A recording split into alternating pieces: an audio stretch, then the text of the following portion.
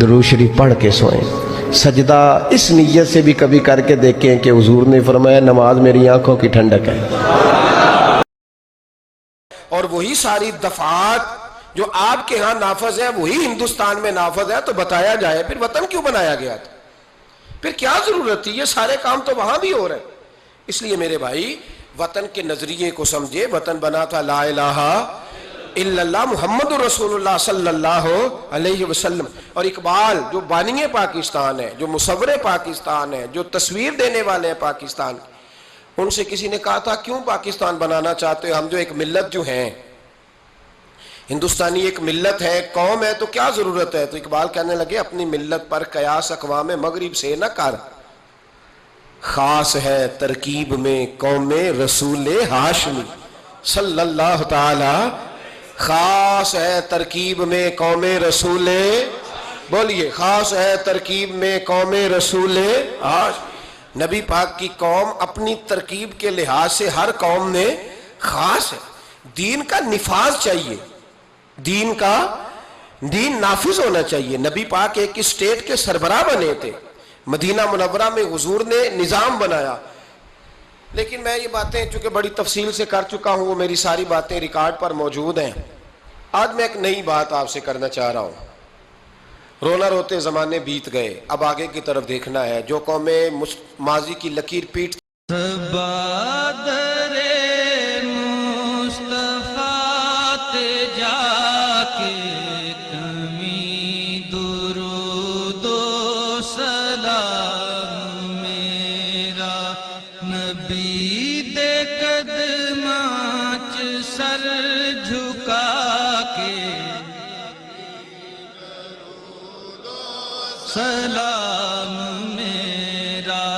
الحمدللہ علی کل حال والصلاة والسلام علی صاحب حسنہ و جمال. اما بعد، اعوذ باللہ من الشیطان الرجیم. بسم اللہ الرحمن الرحیم. لا اقسم بہذا البلد وانت حل بہذا البلد. صدق اللہ العظیم وصدق رسولہ النبی الکریم. ان اللہ وملائکتہ یصلون علی النبی یا ایہا الذین آمنوا صلوا علیہ وسلموا تسلیما. الصلاۃ والسلام علیک یا سید یا رسول اللہ وعلی آلک واصحابک یا سید یا حبیب اللہ. اللہم صلی علی سیدنا و مولانا محمد معدن الجود والکرم وآلہ وصحبہ وبارک وسلم.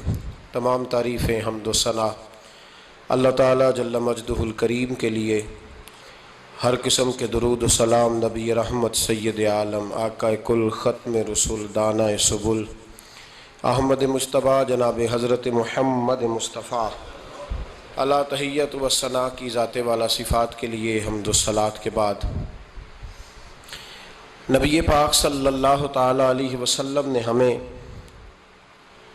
ایک مکمل دستور حیات عطا فرمایا ہے، اور حضور صلی اللہ تعالیٰ علیہ وسلم نے ہمیں پچھلی ساری قوموں سے جداگانہ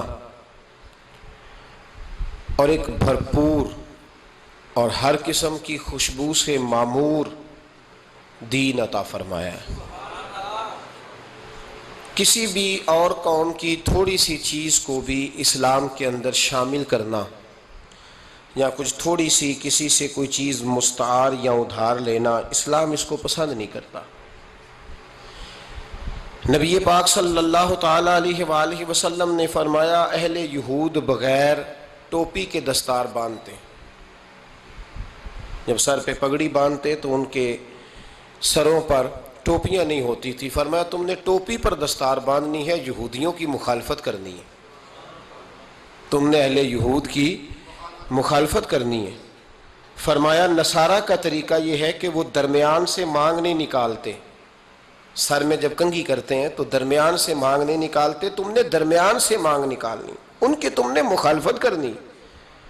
فرمایا آتش پرست یہودی اور بہت ساری قوموں کا طریقہ یہ ہے کہ مونچھیں بڑی رکھتے ہیں، داڑیاں چھوٹی رکھتے ہیں. فرمایا تم نے ان کی مخالفت کرنی ہے. مونچھوں کو پست کرنا ہے اور داڑھیوں کو بڑا کرنا ہے. کوئی چیز کسی اور کی مستعار لے کر دین میں شامل کرنے کو نبی پاک صلی اللہ علیہ وسلم نے پسند نہیں فرمایا, پسند نہیں کیا.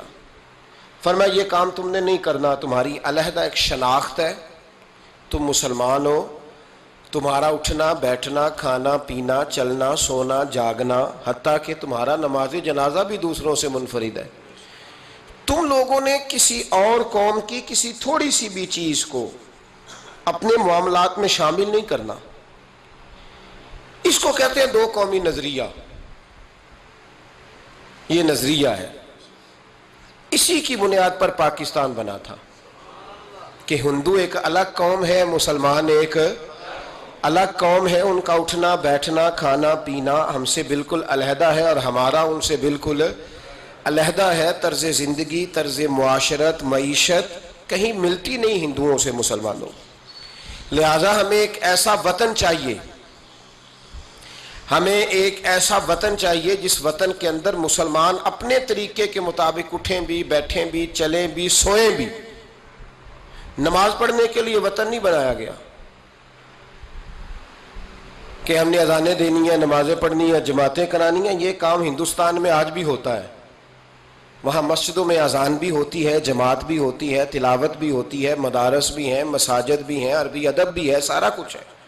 وہ پریشان کرتے ہیں, اس سے قطع نظر کرتے ہیں, وہ تکلیف دیتے ہیں, لیکن پابندی نہیں ہے. یہ سارے کام وہاں بھی. پاکستان نماز کے لیے نہیں بنا, پاکستان تلاوت کے لیے فقط نہیں بنا, پاکستان نبی پاک کے نظام کے لیے بنا ہے کہ کچہری میں حضور کا دین نافذ کیا جائے گا, اسمبلی میں نبی پاک کا دین نافذ کیا جائے گا. حضرت عمر فاروق رضی اللہ تعالیٰ عنہ کے طریقوں کے مطابق حکمران اس ملک کو چلائیں گے, اس لیے پاکستان بنایا گیا تھا. اب تو کوئی یہ نعرہ نہیں نہ لگاتا, کوئی جماعت بھی یہ نعرہ نہیں لگاتی جتنی سیاسی جماعتیں ہیں. حالانکہ پاکستان کا نعرہ آج بھی ہر آدمی کو پتہ ہے کہ پاکستان کا مطلب کیا, لا الہ الا اللہ محمد رسول اللہ صلی اللہ تعالی علیہ. لیکن کوئی بھی سیاسی جماعت اب اس نعرے کو لگانے کو تیار, بلکہ اس نعرے سے کانپتے ہیں سیاسی حکمران. ان کو ڈر آتا ہے, ان کو پتا ہے کہ جب پاکستان کا ترجمہ لا الہ الا اللہ محمد رسول اللہ ہوگا تو سب سے پہلے ہمارے لیے مشکل بنے گی. ہمیں سب سے پہلے احتساب کے کڑے مراحل سے گزرنا پڑے گا. پاکستان دیکھیں نا, جمہوریت کے لیے اگر پاکستان بنا تھا تو جمہوریت تو میں ہمیشہ کہتا ہوں ہندوستان کی جمہوریت آج بھی پاکستان سے بڑی مستحکم ہے. ایک دفعہ بھی وہاں ڈکٹیٹر کی حکومت نہیں آئی. تو یہ جو ہمیں بتایا جاتا ہے, سبق پڑھایا جاتا ہے, ہماری نوجوان نسل آج تک ہر آدمی آتا ہے. میں نے کافی دن پہلے بھی کہا تھا, شاید رمضان میں میں نے یہ بات کی تھی کہ لوگ ہمیں نئے نئے نکات دیتے ہیں. کوئی 10 نکات دیتا ہے, کوئی 14 نکات دیتا ہے, کوئی 16 نکات دیتا ہے. ہمیں ضرورت نہیں تمہارے نکات کی, اس لیے کہ ہمیں سارے نکتے خطبہ حجت الوداع پہ نبی پاک نے عطا فرما دیے ہیں صلی اللہ تعالی علیہ وسلم. کسی نکتے کی ضرورت نہیں ہے, ہم حاجت نہیں محسوس کرتے. جب کوئی پارٹی منشور دیتی ہے, دستور دیتی ہے, تو میں تو حیران ہوتا ہوں کہ کیا کر رہے ہیں یہ لوگ. ہمیں ضرورت نہیں کسی منشور دستور کی. سارے منشور, سارے دستور, سارے قانون, ساری باتیں آمنہ کے لال ہمیں عطا فرما گئے ہیں, ضرورت نہیں ہے. پاکستان بنا تھا دو قومی نظریے کی بنیاد پر. نظریہ کیا ہے؟ لا الہ الا اللہ محمد رسول اللہ صلی اللہ تعالی علیہ. حکمران اس کو بھول گئے اور انہوں نے قوم کی ذہن سازی اس طرح کی, میڈیا کو ساتھ ملا کے بچوں کا ذہن اس طرح کا بنایا کہ قوم بھی تیار نہیں ہوتی. نظام مصطفیٰ صلی اللہ علیہ وسلم کے لیے قوم تیار, حالانکہ کافر کو آپ کی نماز سے کوئی مسئلہ نہیں. یورپ میں کبھی پابندی لگی ہے کہ مسجد نہ بناؤ؟ کبھی وہاں کسی نے کہا ہے قرآن پاک نہ لے کے آؤ؟ کبھی کسی نے کہا ہے؟ وہاں پابندی نماز پہ نہیں ہے. ان کو ڈر تو نظام مصطفیٰ سے آتا ہے کہ دین نافذ نہیں ہونا چاہیے. تو میرے بھائی, پاکستان ایک نظریاتی وطن ہے. جتنا دوڑ سکتے ہیں میں اور آپ دوڑ لیں, جتنا دوڑ سکتے ہیں. جہاں تک یہ قوم بھاگ سکتی ہے بھاگ لے. یہ اس چہرے کو اپنا لے یا اس چہرے کو اپنا لے یا اس کو آزما کے دیکھ لے، چونکہ اس وطن کی بنیاد کلمہ ہے تو یہاں سکون بھی اسی وقت آئے گا جب حکومت بھی کلمے والے رسول کی آئے گی صلی اللہ تعالی علیہ وسلم، صلی اللہ تعالی. اور اسلام ہر جگہ یہ بتاتا ہے کہ ملک کس کے ہیں؟ اللہ کے. تو نظام کس کا ہونا چاہیے؟ اللہ کا، اللہ کے دین کا. پاکستان اس نظریے کی بنیاد، دنیا کی سب سے بڑی ہجرت ہوئی تھی جب پاکستان بنا تھا، دنیا کی سب سے بڑی ہجرت. 10,000 عورتوں کی عزتیں لوٹی گئیں جب یہ وطن بنا، لاکھوں لوگوں نے جانوں کی قربانیاں دیں. ابھی 15-20 سال پہلے ہندوستان کا پنجاب کا جو علاقہ ہے اس کو کھولا گیا تو ایک کنویں سے ابھی بھی ہڈیاں ملی ہیں جو سکھوں نے کاٹ کر مسلمان کنواں پورا بھر دیا تھا. اس تکلیف کے ساتھ وطن بنا، کس لیے؟ جمہوریت کے لیے، حکمرانوں کے للے تللے کے لیے، ان کی بڑی کاروں جیپوں اور مرسڈیز کے لیے، اس لیے کہ یہاں روز نیا بل آئے گا، آج گورنر راج ہے تو آج فلاں ہے تو آج فلاں ہے. یہ ساری حکومتیں اگر وہی قانون جو انگریز کا بنا ہوا ہے اور وہی ساری دفعات جو آپ کے ہاں نافذ ہیں وہی ہندوستان میں نافذ ہے تو بتایا جائے پھر وطن کیوں بنایا گیا تھا؟ پھر کیا ضرورت تھی؟ یہ سارے کام تو وہاں بھی ہو رہے ہیں. اس لیے میرے بھائی وطن کے نظریے کو سمجھے. وطن بنا تھا لا الہ الا اللہ محمد رسول اللہ صلی اللہ علیہ وسلم. اور اقبال جو بانی پاکستان ہے، جو مصور پاکستان ہے، جو تصویر دینے والے ہیں پاکستان، ان سے کسی نے کہا تھا کیوں پاکستان بنانا چاہتے ہو؟ ہم جو ایک ملت جو ہیں، ہندوستانی ایک ملت ہے، قوم ہے، تو کیا ضرورت ہے؟ تو اقبال کہنے لگے اپنی ملت پر قیاس اقوام مغرب سے نہ کر، خاص ہے ترکیب میں قوم رسول ہاشمی صلی اللہ تعالی. خاص ہے ترکیب میں قوم رسول، بولیے خاص ہے ترکیب میں قوم رسول ہاشمی. نبی پاک کی قوم اپنی ترکیب کے لحاظ سے ہر قوم میں خاص ہے. دین کا نفاذ چاہیے، دین نافذ ہونا چاہیے. نبی پاک ایک اسٹیٹ کے سربراہ بنے تھے، مدینہ منورہ میں حضور نے نظام بنایا. لیکن میں یہ باتیں چونکہ بڑی تفصیل سے کر چکا ہوں، وہ میری ساری باتیں ریکارڈ پر موجود ہیں. آج میں ایک نئی بات آپ سے کرنا چاہ رہا ہوں. رونا روتے زمانے بیت گئے، اب آگے کی طرف دیکھنا ہے. جو قومیں ماضی کی لکیر پیٹتی رہتی ہیں وہ مایوس ہو جاتی ہیں، ان کے جذبے ٹوٹ جاتے ہیں. اب ماضی کو پیٹنے کی بجائے مستقبل کی روشنی کو دیکھنا چاہیے. ہمیں نبی پاک صلی اللہ علیہ وسلم نے کسی وطن کی تعمیر کے لیے جو جذبات دیے ہیں ان جذبات پر ہمیں غور کرنا چاہیے. حکمران تو جو کر رہے ہیں وہ تو کر ہی رہے ہیں، اور جو وہ کریں گے وہ بھی سب کو نظر آ رہا ہے، اور ہمیں سمجھ لگ رہی ہے کہ آئندہ بھی کیا ہونے جا رہا ہے، ہم نے کیا کرنا ہے. ایک جملہ میں کہنے لگا ہوں، اگر کسی کو تکلیف ہو تو مجھے خوشی ہوگی. ایک جملہ میں کہنے لگا ہوں، اگر کسی کو پریشانی ہوگی تو مجھے بڑا ہی اچھا لگے گا. کسی بڑے آدمی کو پریشانی ہوگی تو مجھے خوشی ہوگی. وہ جملہ کیا ہے وہ سن لیں. یہ ملک حکمرانوں کا نہیں ہے، یہ ملک عوام کا ہے. اس لیے کہ حکمرانوں کے بچے تو یورپ میں رہتے ہیں، ان کی تو ٹکٹیں بک ہوتی ہیں. جب تک یہ اسمبلی میں ہوتے ہیں یہاں ہوتے ہیں، اور جب حکومتیں ختم ہوتی ہیں تو یہ یہاں موجود. ان سب کے تو باہر کاروبار ہیں، رہائشیں ہیں، اولادیں ہیں. تو یہ وطن کس کا ہے؟ جنہوں کا ہے وہ بول دے نہیں تھے. اللہ خیر کرے، یہی تو مسئلہ ہے. تبھی تو قبضہ دوسروں کا ہے. کس کا ملک ہے؟ کہ ہمارا ہے. پاکستان وطن کس کا ہے؟ یہ ہمارا وطن ہے، یہ حکمرانوں کا نہیں ہے. کیونکہ یہ وطن دیکھیں نا، گھر اس کا ہے جس نے گھر کے اندر رہنا ہے. جس نے گھر میں رہنا نہیں اس کا وطن ہم نے رہنا ہے، ہماری نسلوں نے رہنا ہے. ہمارے ماں باپ رہے، ہم رہ رہے ہیں، ہماری آنے والی نسلیں رہیں گی. تو وطن پھر کس کا ہوا؟ ہمارا. حکمرانوں کا وطن. تو ہم کیوں ڈالتے ہیں گھر جو ہمارا ہے تو ہم کسی کے ذمے کیوں لگاتے ہیں؟ ہم اپنے وطن کا خود خیال کیوں نہیں کرتے؟ ہم ان کے ذمے کیوں وطن لگاتے ہیں؟ پہلی بات تو یہ ہے کہ ہمارا یہ بہت بڑا ظلم ہے کہ ہم ایسے لوگوں کو ووٹ دیتے ہیں، ان کے ذمے وطن لگاتے ہیں جن کا وطن ہے ہی نہیں.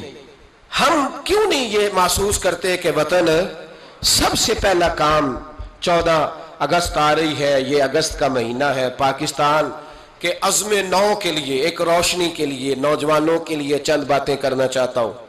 پہلی بات اپنے ذہن میں بنائیں کہ وطن کی جو محبت ہوتی ہے نا، حب الوطن من الایمان، وطن کی محبت ایمان کا حصہ ہوتی ہے، وطن کی محبت ایمان کا، اس بات کو یاد کر لے۔ میرے نبی پاک علیہ السلام مکہ مکرمہ سے تشریف لائے تھے، حضور مہاجر بن کے مدینے آئے تھے، لیکن بخاری مسلم کی ایک ایسی حدیث ہے جس کی میں نے کبھی شرح نہیں پڑھی، اور میں اس حدیث کی شرح میں کبھی نہیں گیا اور جانا چاہتا بھی نہیں۔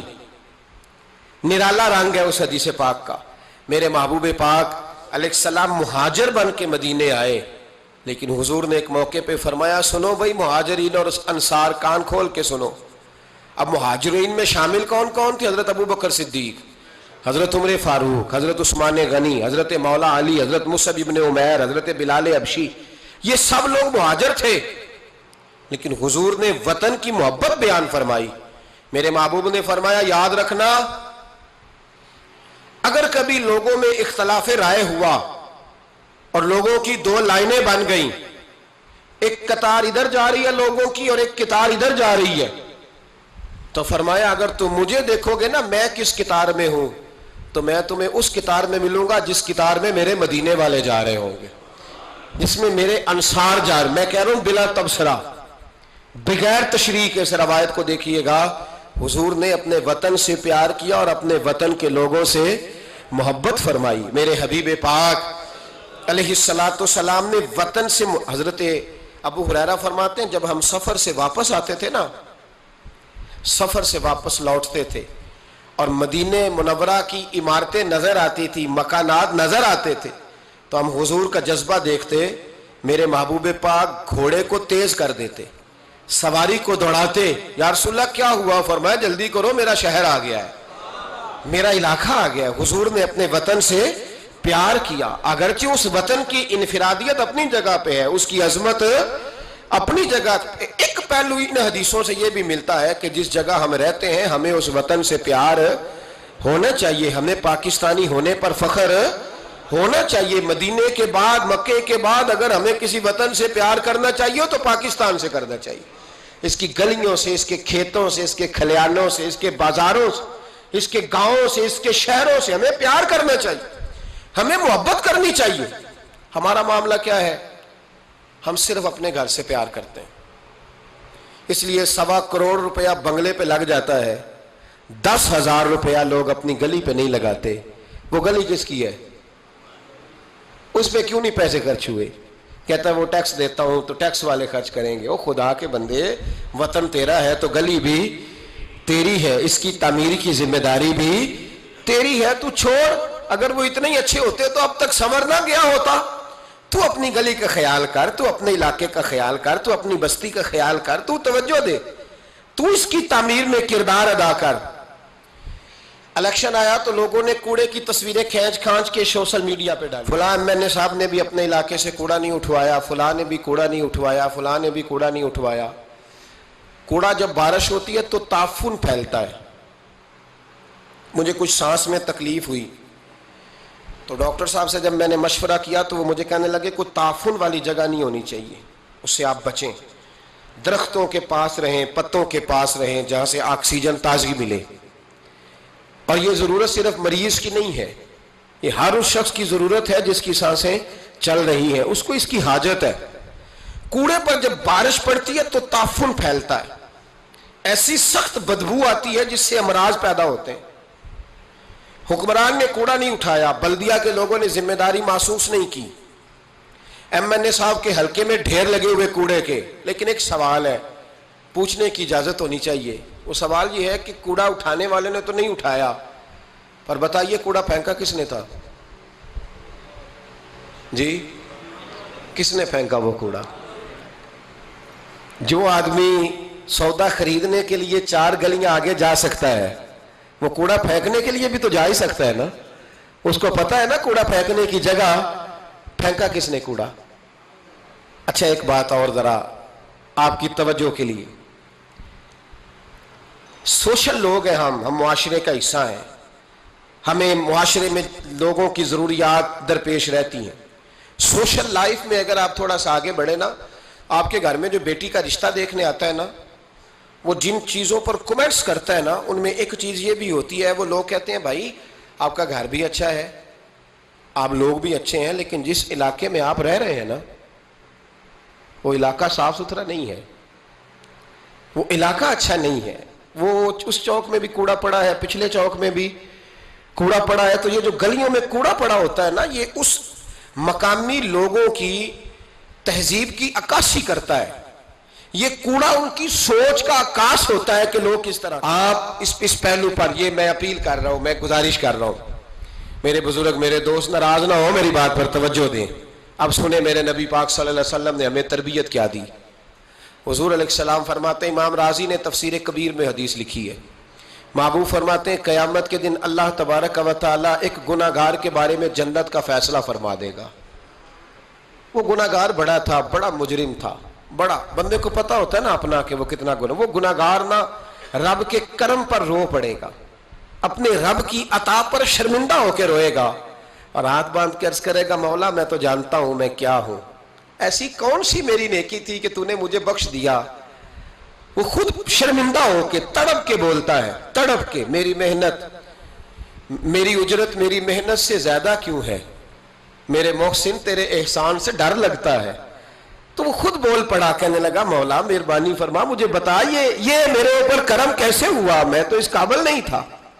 تو میرے محبوب پاک علیہ السلام فرمانے لگے، رب کریم اس سے فرمائے گا ایک دن رات کو نہ تو اپنی گلی سے گزر رہا تھا، دیکھنے والا کوئی نہیں تھا جو تیری تصویر کھینچ کے سوشل میڈیا پہ ڈالتا، کوئی اخباری نمائندہ نہیں تھا جو فٹافٹ اخبار میں خبر دیتا، کوئی لوگ نعرے لگا، تو اکیلا تھا، رات بھی تھی اندھیرا بھی تھا، گلی سے گزرتے ہوئے تیرے پیر سے کروڑا ٹکرایا تھا، رات تھی، کوئی دیکھنے والا نہیں، تعریف کرنے والا نہیں، تو نے وہ روڑا اٹھا کے پھینک دیا تھا، کیوں پھینکا تھا؟ تو نیکی چونکہ اس کی نظر میں معمولی تھی تو وہ بھول چکا تھا، کہے گا یا اللہ وہ والا روڑا، وہ ایک روڑا مالک کریم، وہ تو میں نے اس لیے اٹھایا تھا کہ میرے محلے میں بوڑھے بھی رہتے ہیں، بیمار بھی رہتے ہیں، بچے بھی رہتے ہیں، کمزور بھی رہتے ہیں، اس لیے اٹھایا تھا کسی کو ٹھوکر نہ لگ جائے۔ میرے محبوب فرماتے ہیں عرش کے مالک نے فرمایا، رب کریم نے فرمایا تو رات کے اندھیروں میں روڑے اٹھا کے میرے بندوں کا خیال رکھے تو میں آج قیامت کے دن تیرا خیال نہ رکھوں؟ فرمایا اس ایک روڑے کی برکت، اٹھانے کی برکت سے میں نے تیرے لیے جنت کا فیصلہ فرما دیا ہے۔ تو اگر آپ اپنی ہی گلی کا کوڑا اٹھائیں، اگر اپنی ہی گلی کے روڑے اٹھائیں تو اس سے ہمارا وطن سنورے گا، اس سے ہماری گلیوں میں، ہمارے علاقوں میں، ہمارے محلے میں، ہمارے علاقے میں صفائی پھیلے گی۔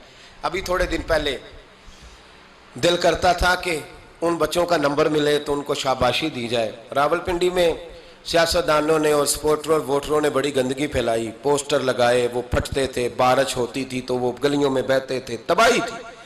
تو وہ اخبار پہ سارا وہ ان بچوں کا وہ طریقہ آیا، انہوں نے کیا کیا کہ 15-20 بچوں نے مل کے پروگرام بنایا کہ گاند ڈالنے والے تو ڈال کے چلے گئے۔ میں نے شروع میں کہا ان کا تو وطن ہی نہیں، تو انہوں نے کہا کہ محلہ تو ہمارا ہے نا، اس گلی سے گزرنا تو ہم نے، تو ہم کیوں امید رکھتے ہیں کہ وہ جیتنے والا آئے گا یا ہارنے والا آئے گا اور وہی اٹھائے گا، گلی ہماری، محلہ۔ 15-20 پڑھے لکھے نوجوان، یہ تعلیم یافتہ طبقہ ہوتا ہے۔ تعلیم یافتہ طبقہ وہ نہیں ہوتا کہ لمبے بال رکھ کے تو گلی کے کونے پہ کھڑے ہو کے کہے یہ سارا محلہ جاہلوں کا ہے، دیکھو روڑی لگائی ہوئی، یہ تعلیم نہیں، یہ جہالت ہے۔ تعلیم یافتہ وہ ہوتا ہے جو آگے بڑھ کے دابڑا لے کر، کئی اٹھا کر، کدال پکڑ کر وہ کوڑا اٹھائے، وہ تعلیم یافتہ بندہ ہوتا ہے جو وطن کی تعمیر میں اپنا حصہ ڈالے۔ ان نوجوانوں نے کام کیا، اسی وطن کے رہنے والے، اسی وطن کے باسی، وہ کہتے ہیں ہم 15 نکلے تھے، پھر سارا وطن اٹھا اور ڈھیروں اور ہزاروں علاقوں کے لوگوں نے ان کی تقلید کی۔ تو پہلا کام یہ کریں کہ وطن سے پیار کریں، دوسرا کام یہ کریں کہ اس کی صفائی میں اپنا حصہ ڈالیں۔ ہمارا وطن ہے تو سنوارنا بھی ہم نے ہے، ہم کیوں انتظار کرتے ہیں کوئی گرانٹ آئے گی؟ میری ذاتی رائے یہ ہے، میری ذاتی رائے کہ جتنے گلی میں مکان ہوتے ہیں نا، سب کے گھروں کے اندر سہولیات ہوتی ہیں، وہ سارے اگر ملیں تو میرا خیال ہے ان کی اپنی گلی کا نظام صحیح ہو ہی سکتا ہے، اپنی گلی کا نظام ان کا صحیح۔ تو آؤ مل کے اس وطن کو سنوارنے کی کوشش کریں، اس کی گلیوں پہ محنت کریں، اس کے کھیتوں پہ محنت کریں۔ اور تیسری بات، اس وطن کو سرسبز و شاداب بنائیں. کیا انداز ہے میرے محبوب کے سمجھانے کا. میرے حضور، یہ بخاری کی حدیث ہے، میرے محبوب فرمانے لگے جس نے کوئی ایک درخت لگایا. کتنے؟ بول کے بتانا ہے. جس نے کوئی ایک درخت لگایا یا پودا لگایا یا کوئی ایسی چیز لگائی، فرمایا اس سے کوئی انسان نفع اٹھائے یا اس سے کوئی جانور نفع اٹھائے، فرمایا جب تک لوگ نفع اٹھاتے رہیں گے رب لگانے والے کے نامہ اعمال میں نیکیاں درج فرماتا رہے گا. تو ہم کیوں درختوں کو کاٹتے ہیں؟ ہمیں چاہیے نا اس کو سرسبز و شاداب کرنے میں اپنا کردار ادا کریں تاکہ ہمارے وطن میں خوبصورتی پھیلے. ایک مرض بڑی تیزی سے پھیل رہا ہے، ہیپاٹائٹس سی کا مرض ملک میں بڑی تیزی سے پھیل رہا ہے، بڑی تیزی سے. جگر کام کرنا چھوڑ جاتا ہے، معدے کی بیماریاں بڑھتی ہیں، پیٹ کے درجنوں امراض ہیں، پیٹ میں پانی پڑ جاتا ہے. ہمارے ایک ملک میں تو ڈائلسس کا نظام بڑا مردہ ہے. اللہ خیر کرے، محکمہ صحت پر اتنا بوجھ ہے لوگوں کا، لیکن لوگ ڈیوٹی نہیں کرتے، کام ہی نہیں کرتے. غصہ ہی بڑا آتا ہے ڈاکٹر حضرات کو، اللہ ماشاءاللہ مریض تکلیف سے کرا رہا ہے لیکن وہ کہہ رہے ہیں اب ٹھیک ہے، سرکاری نوکری اسی طرح کی ہوتی ہے، موج کرنی چاہیے. خیر صلاح. بڑی تیزی سے مرض پھیل رہا ہے اور لوگ کمزور ہو رہے ہیں. اور آپ حیرت ہوگی آپ کو سن کے کہ ہمارے کراچی میں ایسے افراد ہیں جو کہتے ہیں جگر ٹرانسپلانٹ کرانا ہے، پیسے بھی ہیں، لیکن پاکستان میں کوئی ایسا خاص ذریعہ ہی نہیں کہ 60 لاکھ روپیہ لوگ لے کے بیٹھے ہوئے ہیں، لیکن ان کے پاس کوئی ایسی جگہ ہی نہیں جہاں جا کے انڈیا جانا پڑتا ہے، دیگر جگہوں جانا پڑتا ہے علاج کے لیے. بڑی مجبوری ہے، لوگ رو رہے ہیں، تڑپ رہے ہیں. اور یہ دکھ وہی سمجھ سکتا ہے جس کا گھر میں کوئی بیمار ہوتا ہے. اس تکلیف کو وہی آؤ نا اس وطن کے لیے کچھ کریں، کوئی ہمت کرے، کوئی جدوجہد کرے، کوئی کوشش کرے، آؤ کچھ کرے اس کے لیے. کیا کرے؟ اس ہیپاٹائٹس سی کی بیماری سے لڑنے کا سب سے پہلا حل ڈاکٹر یہ بتاتے ہیں کہ پانی اگر لوگ صاف پینے لگ جائیں. کون سی چیز جی؟ اللہ کرے آپ بولے. کون سی چیز؟ اگر پانی صاف ملنے لگ جائے تو ان بیماریوں میں 90% کنٹرول ہو سکتا ہے. یار صرف صاف پانی، لیبارٹری کے ٹیسٹ کے مطابق جو بڑا مہنگا بور بھی ہے وہ بھی لاکھ روپے سے نیچے ہے. ایک گلی میں اگر ایک بور ہو جائے ایسا جس کا پانی زبردست ہو تو کتنے لوگ ہیں جو بچیں گے؟ کتنے لوگ ہیں جو اس آزمائش سے بچیں گے؟ میں نے مسجد میں وہ بور کرایا ہے، ٹوٹی باہر نکالی. میں ایک دن رات کو 1:30 بجے آیا تو باہر ٹوٹی سے 2-3 لوگ پانی بھر رہے تھے، 2-3 لوگ، تو 1:30-2 بجے رات کے. تو میں نیچے اترا تو میں نے کہا خیریت ہے. اچانک میری طبیعت میں یہ خیال آیا کہ کوئی مجبوری ہو گئی ہوگی اس وقت، کوئی مریض نہ ہو. کہنے لگے پانی پینا تھا، گھر میں پانی ختم ہو گیا تھا تو میں بھی دیر سے آیا ہوں، کہیں گیا ہوا تھا، ابھی پہنچا ہوں. تو گھر والوں نے بتایا تو میں نے کہا ٹھہر جاؤ، گھر والا پانی نہیں پینا، میں آپ کو وہ پانی لا کے دیتا ہوں جو لیبارٹری سے ٹیسٹ شدہ ہے. اور 3-4 دفعہ میں نے اس کو بھیج کے ٹیسٹ کرایا. اب سنو اس کی بیس کیا ہے. اس کی بیس کیا ہے؟ ہم تو سمجھتے ہیں نا کل شریف پہ صرف چنے رکھنے چاہیے، ہم سمجھتے ہیں کل شریف پہ پھل آنا چاہیے اور بریانی پکنی چاہیے. ترمذی کی حدیث ہے، حضرت سعد رضی اللہ تعالیٰ عنہ کی اماں انتقال کر گئی. آنکھیں عرض کرنے گے یا رسول اللہ اماں فوت ہو گئی ہے، کچھ کرنا چاہتا ہوں. تو میرے محبوب نے فرمایا مدینے میں میٹھے پانی کے کنویں کوئی نہیں، قلت ہے، تو ایک کنواں کھدوا دے، لوگ پانی پیتے رہیں گے، رب کریم تیری اماں کو قبر میں راحت عطا کرتا رہے گا، راحت عطا کرتا رہے گا. حضرت سعد نے کنواں کھدوایا. قربان جاؤں محبوب کی عظمت پہ.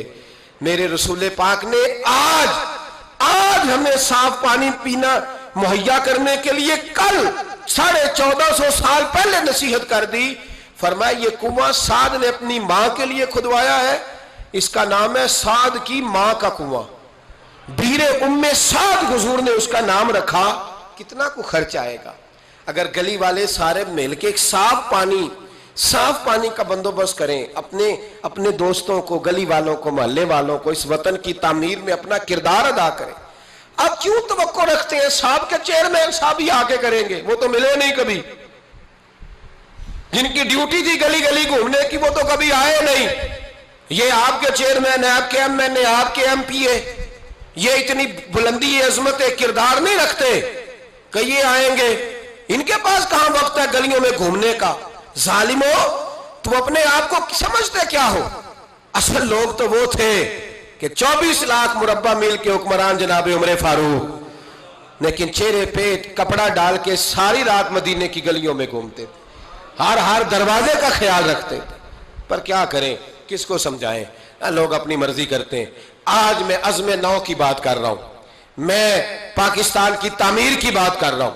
पहली बात ये कि इससे प्यार करें, दूसरी बात ये इसकी सफाई करें, तीसरी बात ये यहाँ दरख्त लगाएं, शजरकारी करें, इसको सरसब्ज करें। चौथी बात ये कि देखें हम कितना किरदार अदा कर सकते हैं। किसी को कम से कम साफ पानी मुहैया कर दें, किसी शख्स के लिए साफ पानी। देखें ना, मेरे नबी पाक अलैहिस्सलाम ने ऐलान फरमाया, एक यहूदी का कब्जा था मीठे पानी के कुएं पर, तो रसूल पाक अलैहिस्सलाम ने फरमाया यहूदी का कब्जा है, मुसलमानों को पीने के लिए पानी नहीं देता। क्या खूबसूरत ऐलान है। पानी, नमाज की बात नहीं हो रही, रोजे की बात नहीं हो रही, हज की बात नहीं हो रही, पानी की बात हो रही, पीने के पानी की। कितना बड़ा ऐलान है। लोगों ने दीन को महदूद कर दिया है कि बा मस्जिद के अंदर आके नमाज पढ़ना ही खाली मजहब है, रोजा रखने खाली मजहब है।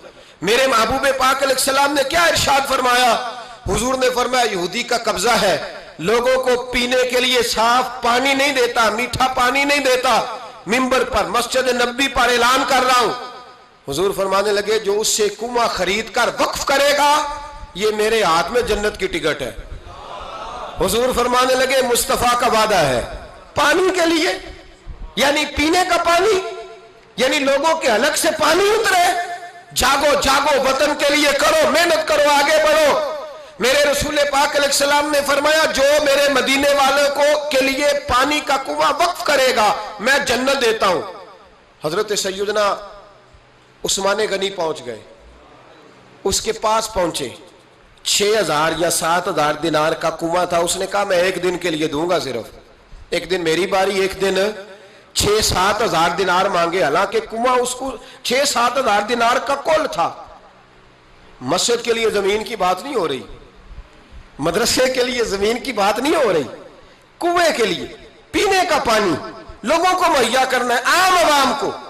और उस वक्त सिर्फ बात भी मुसलमानों की नहीं, यहूदी भी पिएंगे, दीगर लोग भी पानी पिएंगे। मेरे नबी पाक अलैहिस्सलाम के गुलाम ने कहा कुआं दे दे। कुल कुआं सारा 6-7 हजार दिनार का था। कहने लगा मैंने नहीं देना। जनाब उस्मान बैठ गए, फरमाया तू बात कर कितने का देगा।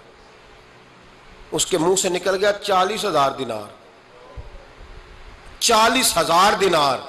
मस्जिद की जमीन नहीं खरीदी जा रही, इदारे नहीं बन रहे, अगरचे ये असल है दीन की, खरीदनी चाहिए। पानी का कुआं, वतन की तामीर। जनाब उस्मान गनी रज़ी अल्लाह ताला अन्हु फरमाने लगे तूने अपनी औकात के मुताबिक पैसे मांगे, वरना मैं तो 60,000 दिनार लेके आया था, तेरी औकात इतनी थी। तो यहूदी है ना, तुम्हारी औकात इतनी है, उन्हें औकात के मुताबिक मांगे, मैं 60,000। उसने कहा उस्मान समझ नहीं आई, सारी जिंदगी तजारत करते रहे हो, 40,000 दिनार कुएं के लिए। आप फरमाने लगे तू बेईमान है, तुझे क्या समझ आएगी। अगर किसी को 40,000 के जन्नत की टिकट मिले और मिले भी नबी पाक के दस्ते मुबारक से, फरमाया ये है अर्ज़े जन्नत, ये तैबा की ज़मीं है, जन्नत भी यही, माल के जन्नत भी यही है। मेरे रसूल पाक अलैहिस्सलाम ने आओ पाकिस्तान की तामीर करें, आओ इसकी गलियों से कूड़ा उठाएं, इससे प्यार करें, इससे मोहब्बत करें, यहाँ दरख्त लगाएं, यहाँ साफ पानी पीने के लिए बंदोबस्त करें। और मेरे भाई इधर देखो, मेरा बच्चा अगर तालीम नहीं हासिल करता तो सारी इन्वेस्टमेंट अपने बच्चे पर करने की क्या जरूरत है। आगे बढ़ो ना। वो जो चाय वाले खोखे पे चाय तकसीम कर रहा है वो भी बड़ा लायक है, उसके अब्बे से मुलाकात करो, उसको कहो ला यार मैं तेरे बच्चे का खर्च उठाता हूँ, इसको स्कूल में दाखिल करा। एक इंजीनियर मिलेगा मुल्क को, वो जो गर्मियों के मौसम में ना ठंडे पानी का कूलर लेके बस के पीछे भागता है ना और आवाज देता है एक गिलास पानी का ले लो, एक गिलास। वो बड़ा ज़हीन बच्चा होता है, बड़ा ज़हीन होता है। उसकी माँ को भी बड़ा चाव होता है ये अफसर बन जाए, उसके पास पैसे नहीं होते, वो गरीब का बच्चा है। उसको बुलाओ ना, उसको कहो बेटे आ। कभी कभी किसी चौक में किसी ठेले वाली दुकान पे ब्रेक लगती है ना गाड़ी के, तो छोटे छोटे बच्चे दौड़ के आते हैं, कहते हैं हमारी दुकान से सौदा खरीदो। इनमें बड़ा टैलेंट होता है, बड़े ज़हीन होते हैं, लेकिन ना ये अमीर के बच्चे होते हैं, ना पीर के होते हैं, ना वजीर के होते हैं, इन पर कोई इन्वेस्टमेंट नहीं करता। आओ आज इरादा करें کہ ہم ضروری تو نہیں کہ میرا بچہ ہی پڑھے، اگر میرا نہیں پڑھتا تو میں کسی کے بچے کو کتابیں خرید کے دے دوں، میں کسی کے بچے پر تھوڑی محنت کروں، میں تمہیں پھر لے چلوں مدینے کی گلی میں، میرے مصطفیٰ کریم، زور سے پڑھیے درود شریف، بول کے پڑھیے درود پاک صلی اللہ تعالی۔ حضور گزر رہے، دن تھا عید کا، عید کے دن حضور گزر رہے تھے اور نبی پاک نے گود میں امام حسن حسین کو بٹھایا ہے، گھوڑے پہ حضور جا رہے ہیں، رستے میں ایک بچے کو روتے ہوئے دیکھ لیا، میرے محبوب نے گھوڑا روکا، 10,000 صحابہ مسجد میں عیدگاہ میں عید کی نماز کے لیے منتظر تھے، حضور نیچے اترے، بیٹے روتے کیوں ہو؟ تو پھر رو پڑا، کہنے لگا یتیم ہوں، ابا انتقال کر گئے، ہر بچے نے نئے کپڑے پہنے ہیں، محبوبہ چچا اور ماموں نے بھی میری طرف دیکھنا پسند نہیں کیا، رو رہا ہوں۔ 10,000 لوگ نمازی انتظار کر رہے، 10,000، اور میرے رسول پاک وطن کے غریب بچوں کا خیال کر رہے ہیں۔ حضور گھوڑے سے اترے، بچے کو ہاتھ لگایا، گھر لے گئے، کہا فاطمہ حسن کا کوئی نیا جوڑا پڑا ہے؟ کوئی نیا جوڑا پڑا ہے؟